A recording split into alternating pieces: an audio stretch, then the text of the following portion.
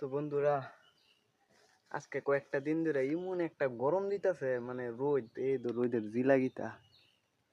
আর আমি একটু সেমাতে আছি, তো আমি এই জায়গাটা কাজ করতেছি। তো দেখবা আমরা হেড মিস্ত্রিরা কই কাজ করতেছে, মানে এরা একদম অতিরিক্ত রোদের ভিতরে।